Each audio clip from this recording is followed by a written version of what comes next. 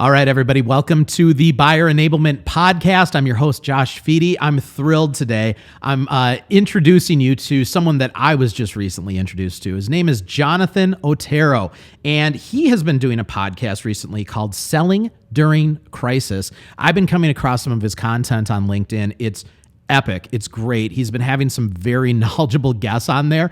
And so I reached out to him. Actually, he reached out to me first. He saw the podcast that we recently did with Todd Capone, who is a legend and who's going to be on his podcast as well. And he just said, this looked really, really great. I'd love to connect with you. We got to talking on LinkedIn and we decided we better do some content together, because my thought process here is, look, here's a guy who has been talking to a lot of sales leaders in the community about how they're selling right now, specifically during this pandemic. This is a whole bunch of learnings that I would love to have him impart onto our listeners. So that's why I brought him on here. So I'm going to turn the tables over to you here, Jonathan. Why don't you do a quick introduction, tell everybody about who you are and what you do so that they know who they're going to be learning from today. I'm really excited to be here. And I'll tell you, a lot of times when we're talking about doing this stuff, it's actually kind of interesting. I'm so used to being on your side of the table, but now here I am being interviewed, which is really kind of cool and neat.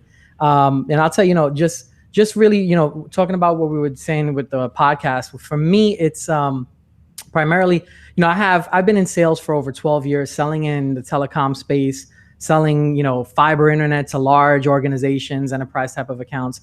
And all those years I've done it a certain way, and every now and then I've read books here and there, and I've kind of taken some of those learning techniques and tools and applied them to my profession. But, when COVID hit last year, I had to reinvent myself. And so I had to really try to leverage social media and try to figure out this kind of social media maze and what this was all about. And, I was kind of good at doing social media on my Facebook and Instagram, but I never really leveraged LinkedIn as a tool. And so I kind of dove into there, started talking to a lot of experts and started, trial and error type of things and doing some things that I shouldn't do. And so a lot of learning on there. And then over time, as the year progressed, I ended up starting to get into video to communicate and being able to use kind of the techniques and stuff that I wanted to say but couldn't reach to my prospect. Now I can use video to say that. And so I got into that. And again, trial and error, doing a lot of things good, a lot of things bad. But ultimately, I was able to get a system in place that I knew worked for me. I was able to do something that I enjoyed, being in front of the camera, which is something I love to do, but also incorporate my personality into my prospecting efforts and into my video messaging. And so I started doing that. And then something happened, Josh, back in November, which was, listen, kind of interesting. A lot of Americans and people in the world have gone through this. I got let go from my job. And, there was cuts being made, and I was one of them that had to get cut. And at that time, I sat down with myself and said, man, what do I love doing? There's a couple things I love doing. I love sports, but, I'm past my prime at this point, and I don't know if the New York Mets or the New York Jets are going to draft me at this point. So, I'm pretty sure that's not going to work out if I go that route. But I knew I loved being in front of the camera. And I also knew that I had a lot of my peers asking me for advice. I also started the Selling During Crisis podcast at that time. And I started leveraging my network and saying, hey, if I know that if I'm going through this, I know there's other people in my network that are going to go through it as well. So why don't I leverage my network, get folks like you and the sales trainers and authors and people who are LinkedIn experts and video experts to get on there, share best practices so we can all kind of learn. And then the thought came to my head, well, wow, why don't I take the knowledge that's in here and apply it in an online course? So I ended up starting a company, and now I'm doing my own online course. It's called Digital Sales Sync, and I'm super excited. We're getting ready to roll that out shortly. Nice. Where's that going to be? digitalsalessync.com. Is that where that'll eventually live? Or you can go to digitalsalessync.com right now. The site is under construction, but you can go there and register. Sure. So that way you can get alerts when we release it. And I'm super excited about it. Can't wait. That's great, man. It's great. I love the part about reinventing yourself, right? I love that. And I think so many people are going through that in so many different ways. We're either having to reinvent ourselves as people right now and in just how we get through our normal life outside of business, but especially in a business sense, so many people are having to figure out how to reinvent the way they do the job that they do, whatever it is. You don't have to be in sales to have to reinvent the way you do something right now with what's happening. With everybody being remote, we're all having to find ways to be effective without being face-to-face, and it's just something we're not all that familiar with because not many of us have had to do that full-time in our lives before. So there's a lot of people learning how to reinvent themselves.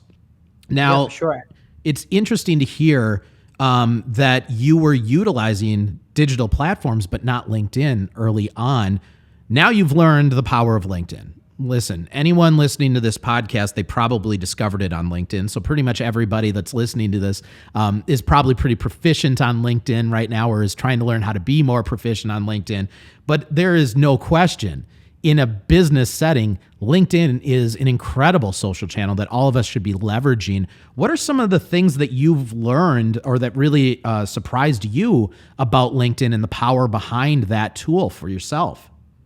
Well, you know what, Josh, what I found was interesting was being able to, and I didn't know this when I first got started, but what really got me excited was being able to engage with a total stranger, either on their content or have them engage with my content.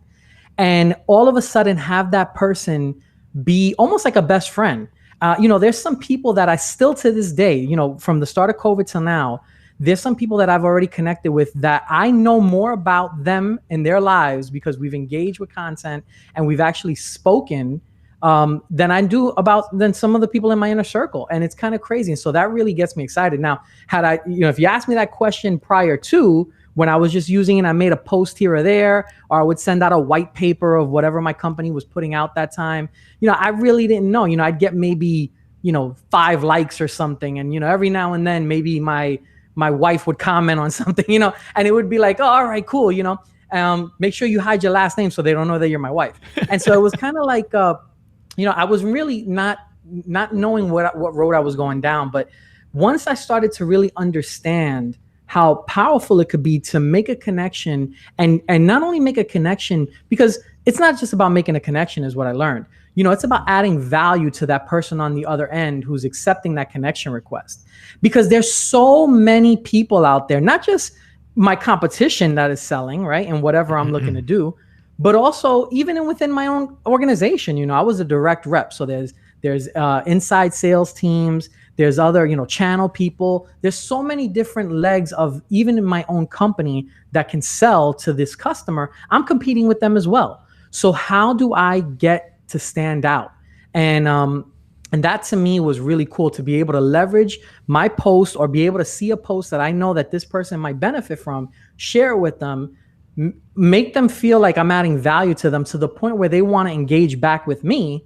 And now we're setting up a meeting, we're having a conversation, and it's more of a warm lead versus a straight, quote unquote, cold call. Yeah. So I love that. Absolutely. 100%. And, Todd Capone echoed a lot of that 2 episodes ago for us. And it's so true, right? The number one job that we all have if we're in a business development role, and newsflash, that if you're employed somewhere, you're in a business development role, right? It doesn't matter what your title is. We're all responsible for revenue generation at our company in some capacity. But the number one thing you want to be focused on is how can we build trust here? How can we build trust? And the best way to build trust is to build some credibility. People love to work with people that are knowledgeable about the things that they are representing. And it's not always easy to know if somebody is knowledgeable, if they're quiet about their knowledge, if they're not sharing their knowledge. And I think the thing that's great, the theme that's already coming out in this episode is that you believe very strongly in helping other people be more successful. I think that there's a lot of people that know a lot of things about a lot of things, but they don't tell anybody.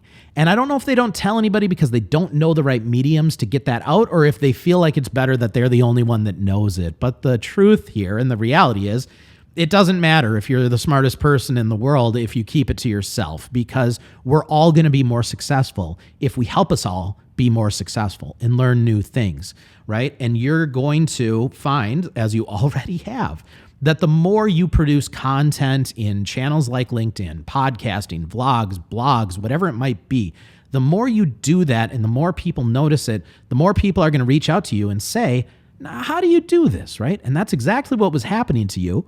And that's exactly why you're creating the course right now. The trick here is finding the people that are curious enough to actually execute once you've given them the roadmap to do these things, because there's a lot of people wondering how you do this and they want to do this, but they don't really act upon it, right? I think that that's where you're real smart in creating this course, because this will hold people accountable. If they have to put some money on the line to be a part of this course, that's going to hold them accountable to moving forward with it. So, right. Well, not only that, Josh, I'll also throw in why to do this, right? Mm-hmm. We hear this term, build a brand. And what does that even mean, to build a brand? So I don't have this multi-million-dollar, corporation behind me to help me build this brand. What does that even mean, right? I always thought that was a buzz term. But one thing that was interesting, and the reason I created the podcast was because, I knew, just like you said, I didn't know everything about everything, right? I was really good at sales, but I didn't know how, there's certain things about LinkedIn, or there's certain things about using online video tools, like let's say, for example, a Vidyard video, or there's certain things that these sales trainers, they have a certain niche that they talk about. And so, I wanted to get those people on, because the common theme, no matter what, if you start to look at all my episodes, and even when I'm looking at your episodes on your podcast, the common thread, if we kind of try to figure out and connect the dots, is we're building this brand, right? Whatever that brand is, we got to build that. And what I think is the most important thing, whether, forget about the buzz term of it, when you're talking about building a brand, once it's built, if you can successfully execute on that, you take that with you.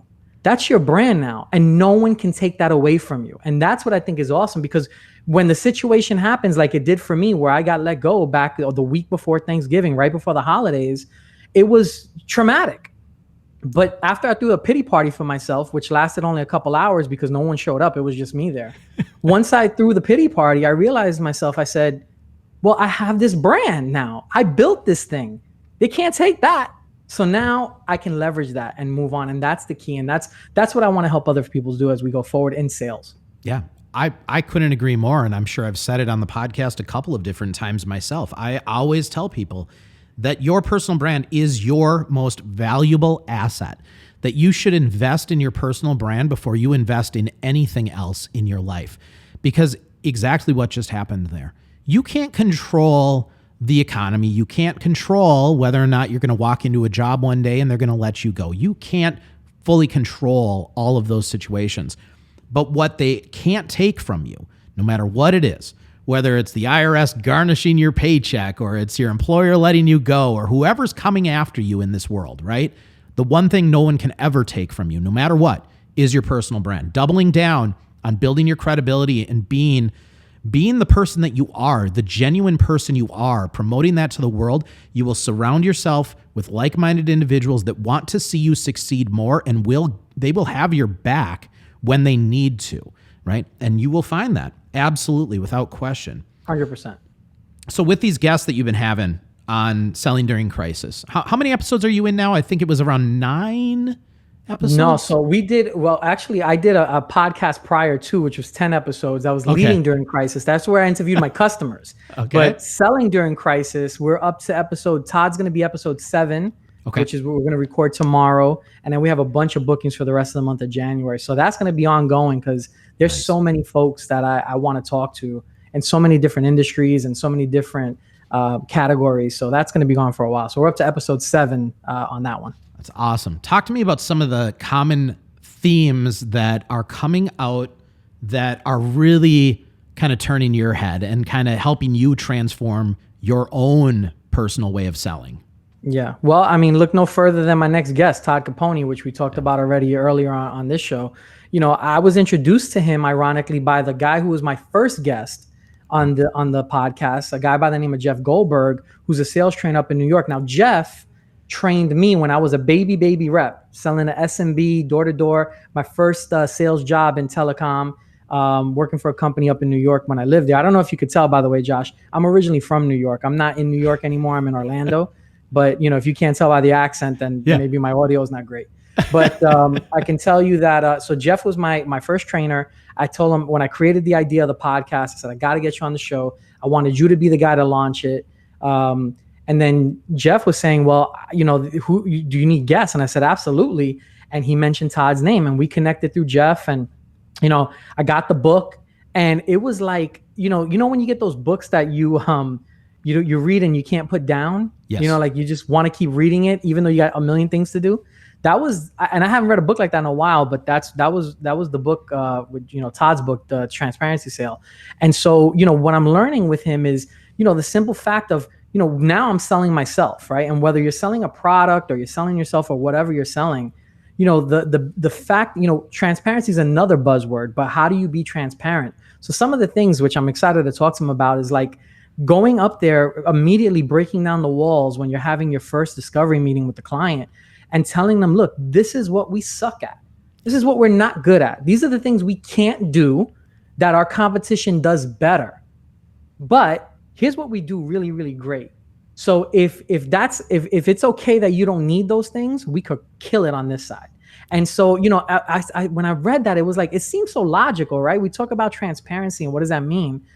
But man, I was like, when I read that, it was almost like the light bulb went off. So I can't wait to share that with my audience, because I'm sure that's going to be gold. And then some of the other things too, like we talk about, we've had, like I said, other sales trainers on, and we had some people from Vidyard Video on. So there was some pro tips that they gave on certain ways how to create video and certain things that were really, really cool on how to help really build your online video presence. So there's some cool, things that we learned from that, and all that stuff helps because I'm all into that. And, the biggest thing too is, like, for example, I'll tell you the most common thing that I hear from sales reps that I talk to, in all different industries is, yeah, that's really cool, but I hate being in front of the camera. Like, what do I say? I'm uncomfortable. How do I look?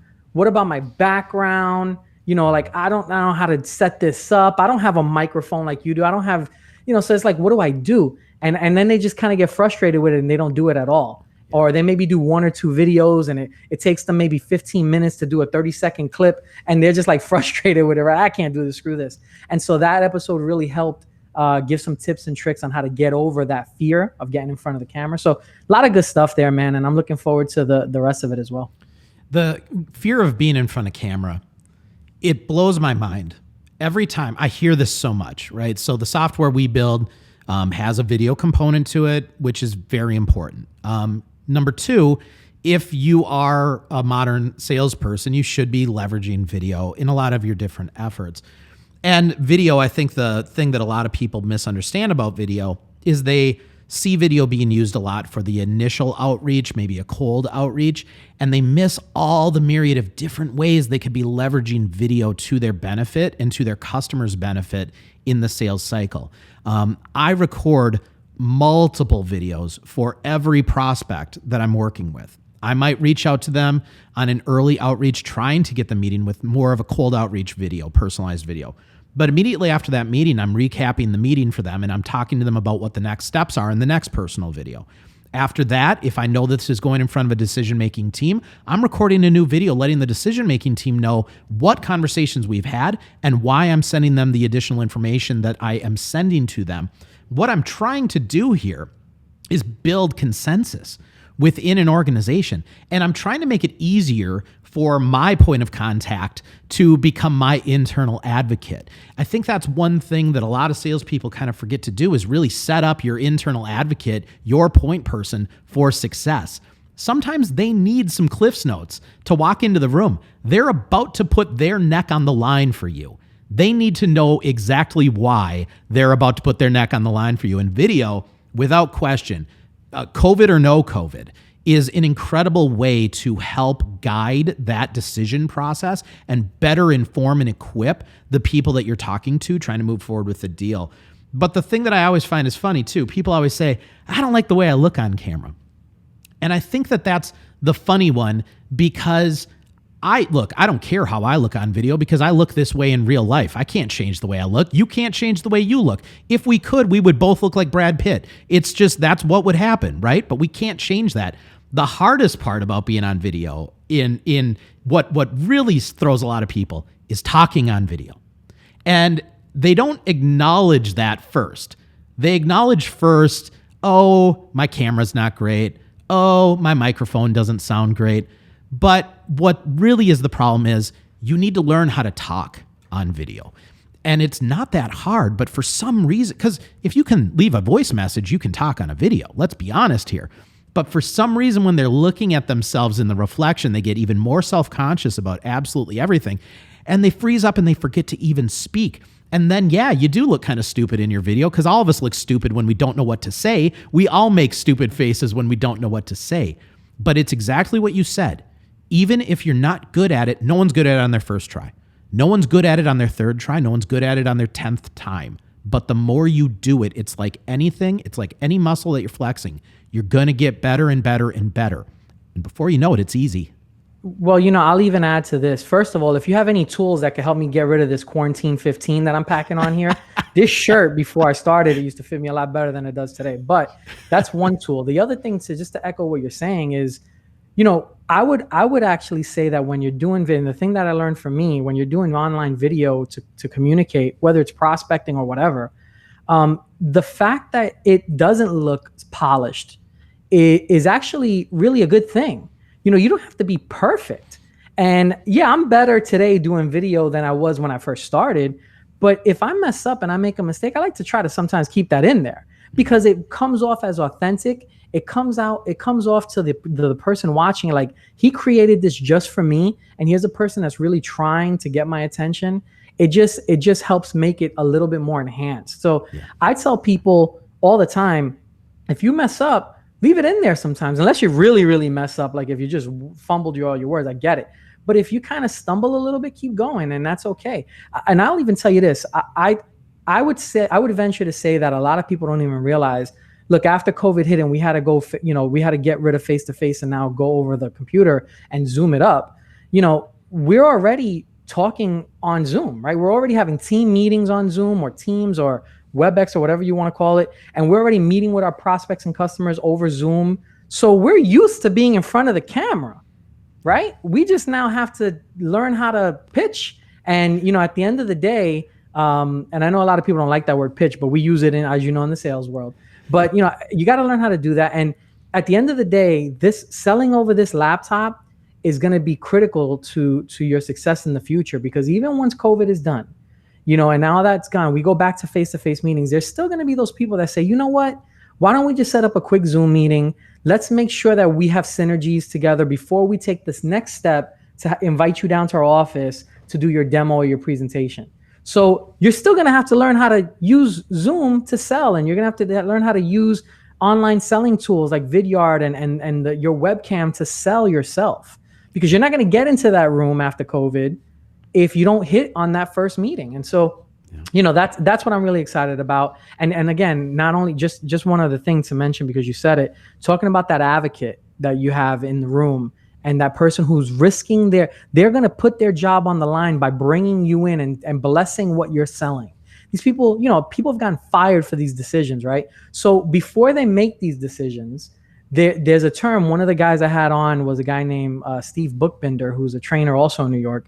And he talks about this term called echo selling, where they're going to bounce ideas off of other people, their other peers, and even people within their own company, and say, hey, what do you think about this? Because they want to have a concession and have an agreement to say, yeah, this is good. So God forbid if it is not good and it's bad, they're not the only ones who made that decision. So having an advocate in there when that buyer is going to be, looking to justify the move to you is critical. So, just a lot of cool things that we're learning right now.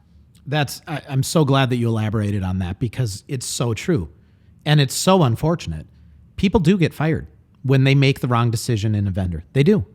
And, if the sales professional is being more of a strategist, which they should be these days, like none of us should consider ourselves salespeople, right? I mean, that's too dismissive almost, right? Like we do more than just sell. We help advise. We become a part of your family. We become a part of your team. We want to see you succeed. We're a strategist. We're on your payroll now. We're helping you. If you're not good at communicating exactly what to expect, this goes back to Todd's book.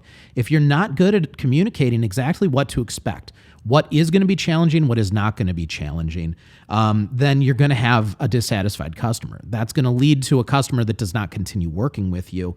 It's so important to spell out what that journey is going to look like. And I was actually just on the call, on the phone with Todd, just before we started recording this. We were just kind of powwowing because he's my new best friend. And he was telling me a story that I wish I would have recorded. But just the other day, he was out with his family, and his 2 young kids said, "Dad, we want to get some custard, some frozen custard at Culver's. Can we do that?" He said, "Sure." So they drove to the Culver's. And when they get there, they noticed there were about 25 cars in line waiting to go through the drive-thru. And, he's being a good dad. Let's get in this line. Let's wait. Let's get our custard. And the 2 children in the back, his daughter chimed in first and said, "Let's just go home. Let's just go home. This is too long of a line." And then his son echoed and said, "Yeah, let's just go home. That's too long of a line," right? And what he realized from that is that what the customers were seeing here is they were clearly seeing what the journey was going to be to get to the final ice cream, right? The final finish line. And they had decided that this journey is too difficult. It's not worth it. And that happens so much in sales, where we don't make it easy for our customers to understand what the journey is going to be. Not everything we sell can be easy to purchase. Not everything can. As hard as we try to make the process as simple as possible, rarely in the B2B setting is it easy, right? I mean, these are big, complex deals many times, lots of money, lots of people, things on the line. But if we can properly communicate what that journey is going to look like, we're much more likely to get them through rather than them saying, "You know what?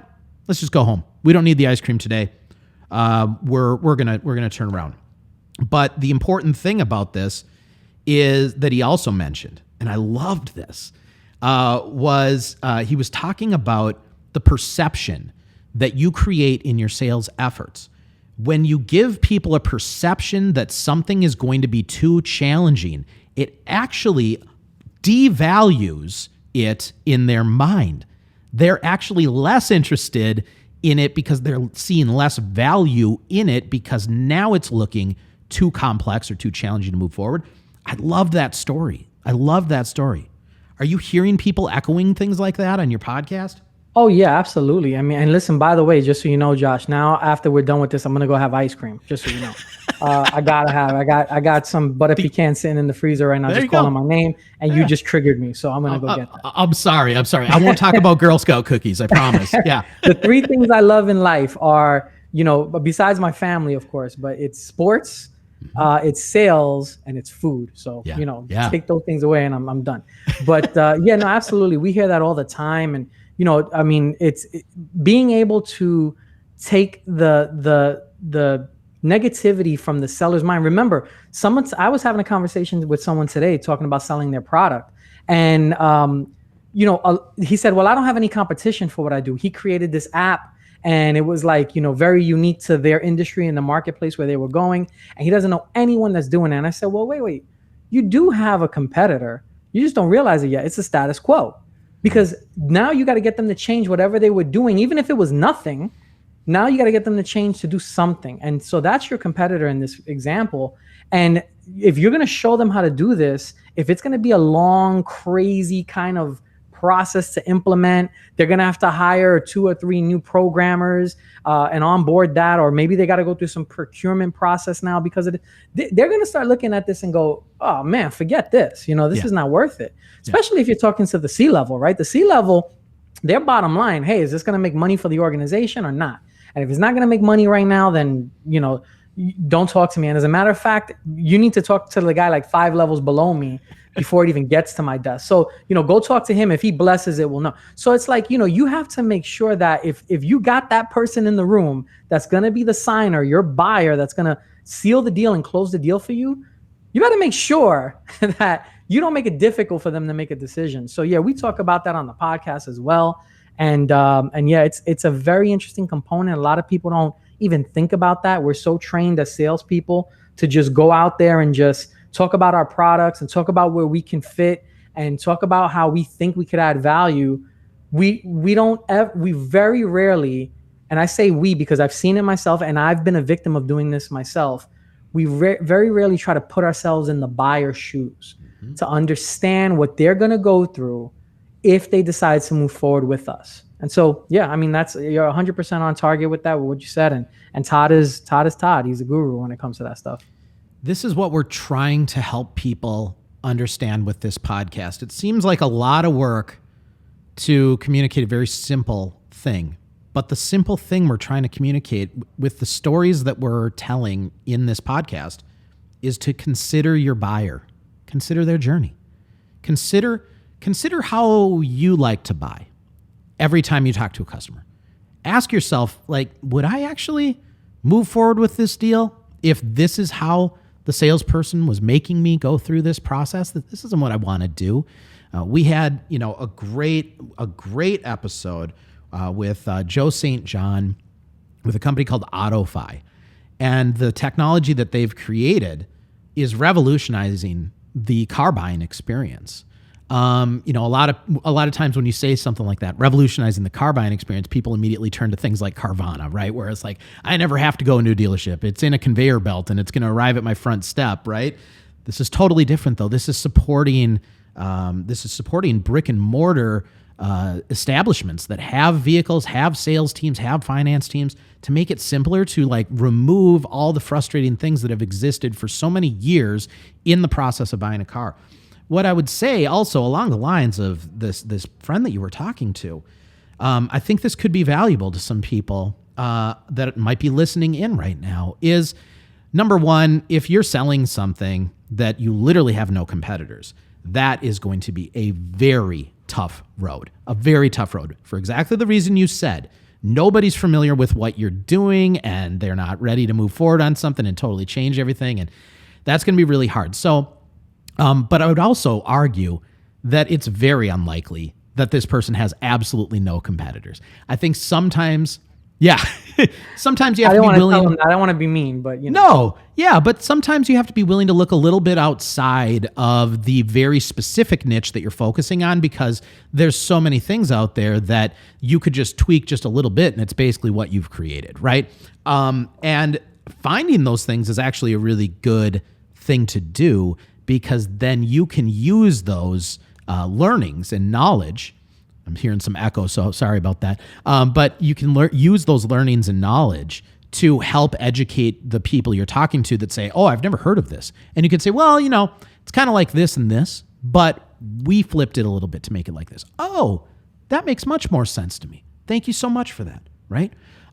So you got to find those things. But, beyond that, this is where it comes back to what we were talking about in the very beginning. If you are, in fact, selling something that doesn't exist, and this is happening because of COVID, there's a lot of people innovating at the speed of lightning right now. And so there are some new technologies coming out because of that it sometimes feels like literally nobody's doing this. This doesn't exist. How do we get this out there? And I'll tell you right now, especially if you're a sole founder and you're trying to make a splash and you're trying to promote something that nobody knows about, if you have a strong personal brand, if you have a strong following, that's going to be your best mechanism to getting some awareness building and to start building some early advocates to help you get this thing off the ground. So, who knows? Hopefully he'll find some competition out there that he can kind of cite, right? I'm sure he will, and when he does, I'll be there to help him out with it. But at the end of the day, it's just, it's a new world that we're living in. And, even though we're talking about these tools like LinkedIn's been around, Josh, before, listen, I don't know exactly how old you are, but I know LinkedIn's been around since me and you've been in school. I can tell you that, right? Yeah. You and I didn't have degrees at the point when LinkedIn first was created. Yeah. And so, it's like, these are not anything new, but I just know that there's a lot of folks that haven't leveraged it to its full potential. There are, a lot, but think about it. There's 760 million profiles on LinkedIn, for example, and like 200, according to LinkedIn, 260 million of them are active users. Yeah. So there's a lot of professionals there, right? How do we leverage this tool the right way? And again, there's mistakes that, people make. And, we're hopefully with the podcast and hopefully with the trainings, we can help those folks not make those same mistakes that I've made and that most people have made. And kind of, as they're going on their journey of brand building and building their online presence. But yeah, man, for sure. When we talk about it, all comes down to, at the end of the day, the buyer is going to look at you and say, they're all going to have that wall up. What are you going to sell me? What is this? What am I, do I need? How am I going to waste my time today with you? Right. And that's a negative feeling to come into a conversation, right? Into a relationship. And so at the end of the day, it's like, if you can find a way to add value to them, give them free information before you get anything back in return, well, that person now is going to listen to you automatically, because it's human nature, right? You give me something for free, I'm going to want to, hook you up too, right? And the way that the buyers and our prospects can hook us up is by giving us some of their precious time. Yeah. And so, but you got to earn that first. And so, we talk about all those things on the podcast, and we talk about all those things in the sales training. And these are just things that I learned. And it seems kind of obvious, right, Josh? Like, you would think, logically speaking, right, that's kind of, that's sales 101. It really isn't. There's a lot of people that just don't do it the right way, and they revert back to what they think they know. Yep. And it's unfortunate because, even at companies, and I've been at a lot of them, even with the trainings that they bring in, sometimes, you go to these trainings, or you see these kind of box type of sales trainings, and they just say, hey, do this for an hour and then try to apply it. There's no context around that. And a lot of folks, they just go out, they try to do their things, and then when it doesn't work the first or second time, automatically go back to what they did 10 years ago when they were President's Club and their company sent them to Aruba. They're like, that felt right to me, right? So I know that still has to work. Well, man, that was 10 years ago. Buyers are no longer buyers anymore. You're no longer the hunter as a sales rep. Now the buyers are hunting you. They're hunting themselves. Yeah. And they know a lot more about you before you even get to the door.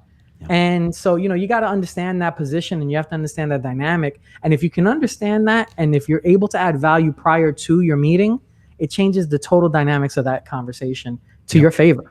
Yep. The faster you acknowledge that the buyer has all the control, the more successful you're going to be. No, I think it's funny. I'm 40 years old. Okay. That's how old I am. I started using 40 this year, 40 in September. There you go. So you're like my younger brother right now. Okay. Yeah, that's what it is. Right. But I started using LinkedIn right out of the gate.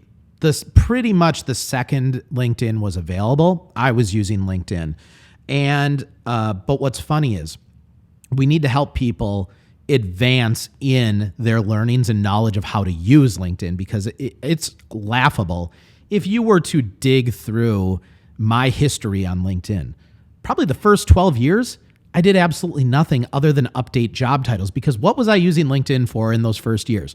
LinkedIn used to be incredible because for free, I could go on and find anybody's information on LinkedIn, and I could go after them in any way I wanted to. I was a spammer, man. That's all I used it for. I never put up any posts. The only posts I ever put up were I changed jobs. That's it. But I was using it every day to be a spammer, and it was not.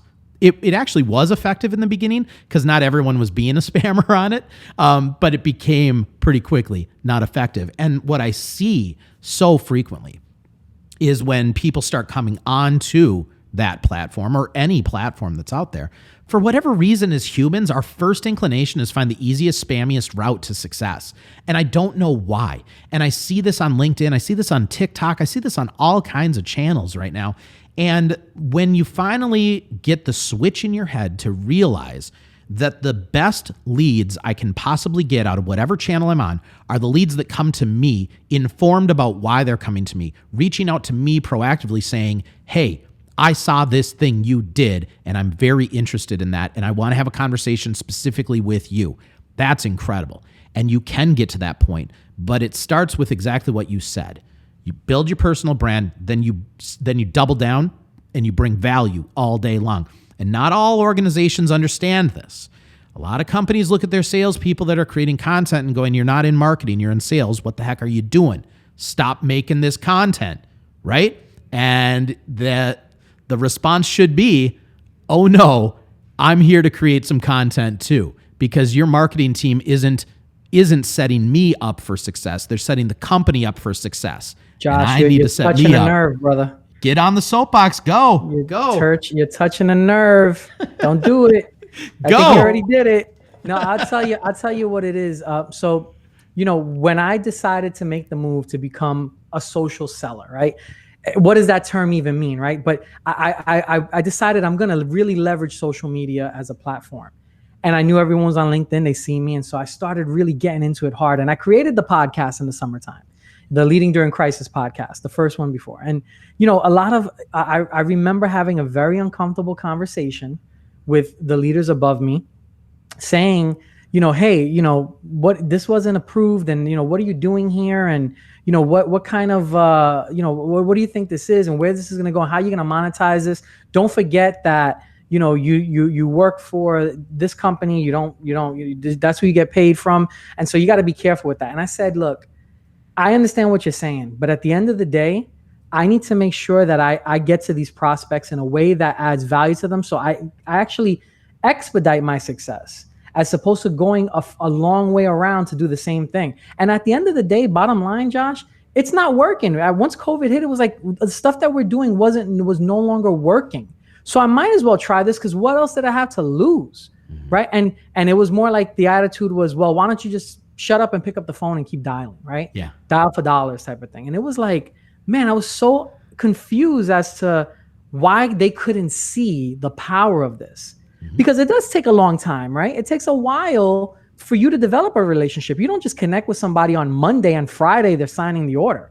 No. You know what I'm saying? It doesn't work like that. It takes time to build this up. And while you're building, no one sees the results, but you know that it's there because you can see the engagement. You see your followers going up. You see people engaging with your content.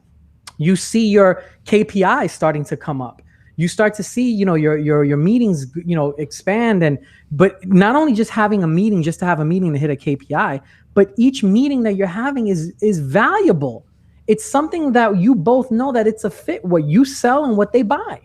And so it just couldn't be seen right away. But then after a while, it starts to happen and starts to come out. And all of a sudden you start to become this person who, once it starts to work, and it just takes one, once you get that one in, all of a sudden, now everybody wants to know what you got. All of a sudden you found the magic bullet, and there is no magic bullet.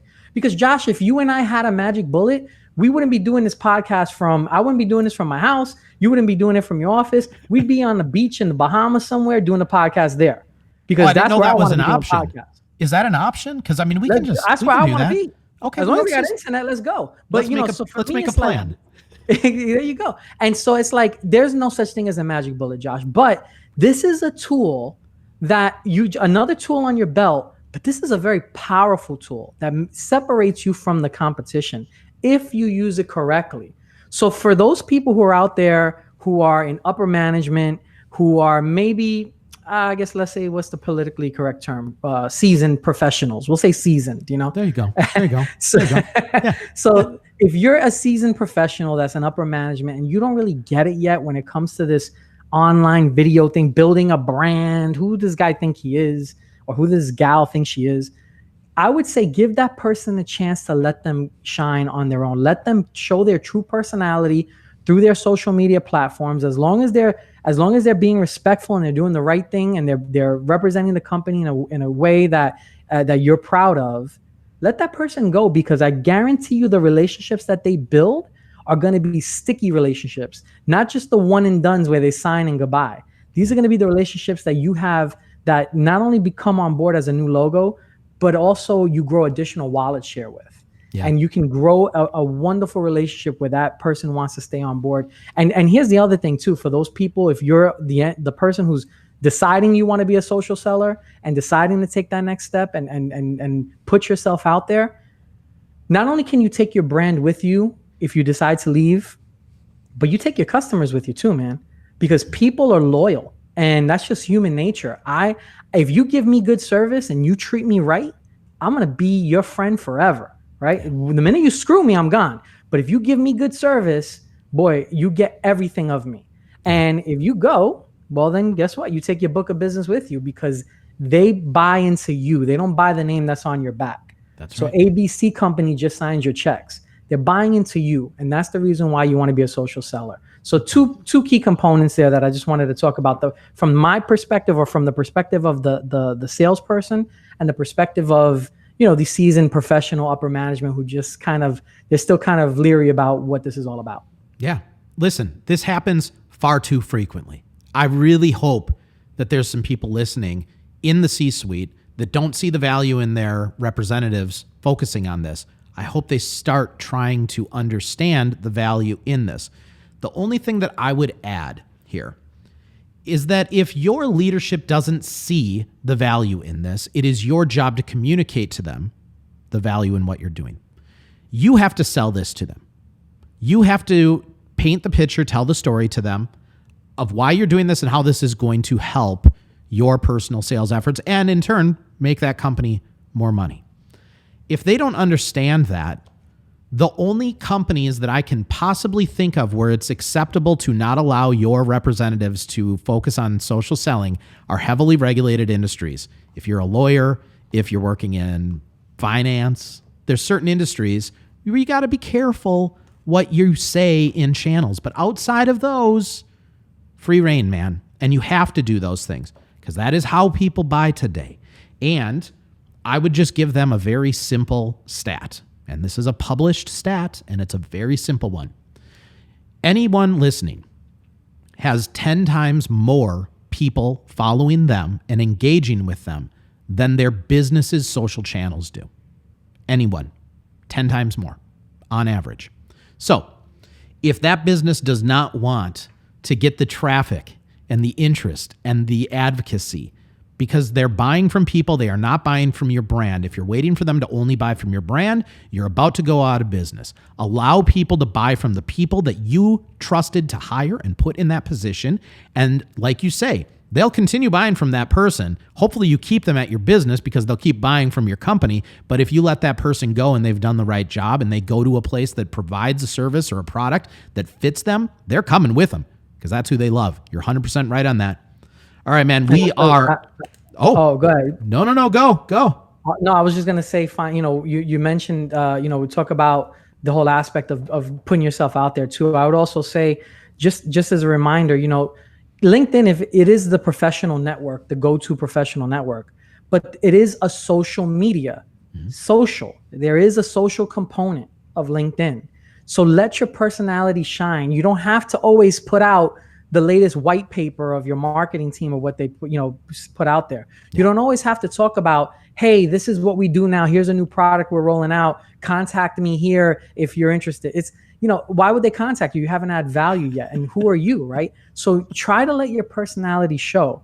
And every now and then, be willing to you don't have to do a goofy dance or anything like that, like on a TikTok video, even though I did that the other day and, whatever. The point is that that's my personality. If that's not you, don't do that. But if you have that type of personality and you let it show, people relate to that. People are like, man, this guy, man, he does things that I wish I could do. And I like this guy. And guess what? Even if your buyer is not connecting with that, or even if your buyer doesn't even see it, I guarantee you that someone in that sphere of influence, talk about echo selling again, someone in that sphere of influence may see it and say, when they hear, you say, oh man, we're looking for a new provider for, X, Y, Z, and ABC. Hey man, I just saw this dude on LinkedIn, man. Maybe we should give him a call. Yeah. That's because you're building that brand. You're being social. You're being informative. You're giving information. So just wanted to add that in there. That happens for me all the time. And it is the greatest experience when that happens, right? It is the easiest sale you will ever have when somebody that somebody trusts says you have to talk to so-and-so. Simple. Done. All right. Listen, we are absolutely at time on this one. Every time I try to keep it to 30 minutes, every time I fail miserably, it is what it is. I'm just getting started, brother. I know. And I'm not going to let you get on my soapbox because when you start talking about people resharing marketing materials from the marketing team without context, that's when I start getting on a tangent. I'm not going to go there today, but I'll tell you, it's been great having you on here. Thank you so much for sharing the value. Now, if people are looking to learn more from you, engage more with you, I know we mentioned the site at the beginning, but kind of give people the recap on the best ways to connect with you, engage with you, and maybe a little bit about the course as well. Yeah, you can find me. The best way to find me right now is go to digitalsalessync.com. That's digitalsalesync.com is going to be all the information there. And I have all my contact info there, my email, and all the different ways to connect with me on social media. Obviously, I could rattle them all off, but LinkedIn is probably going to be the best way to reach me. So you can type in Jonathan S. Otero, and that you'll find me there, and just connect with me. And if you have any questions, you can let me know. If I can help, I'll add some value. Feel free to leverage my network any way you think you need to. And if I can help, I'm there to do that. So definitely check me out on those channels, and definitely check out digitalsalesync.com. Love it. Thank you so much for being a part of the Buyer Enablement podcast. For anyone listening, we'll be back in just a couple weeks with another episode for you, just like we always are. I try to keep them going every 2 weeks. I'd love to produce these more than every 2 weeks, but I'm running a business here. I got other things I got to be doing. So every 2 weeks is about the best I can do, but I hope that you found value in this one. Please connect with Jonathan here. So much value. Follow his podcast as well. There's a lot of great guests on there. Make sure to check out Todd Capone's episode on his podcast as well. Because we love Todd here, and Todd, I'm sure, will bring even more value for the listeners. So thanks again for being on. Thanks for tuning in. Have a great rest of your day. Bye.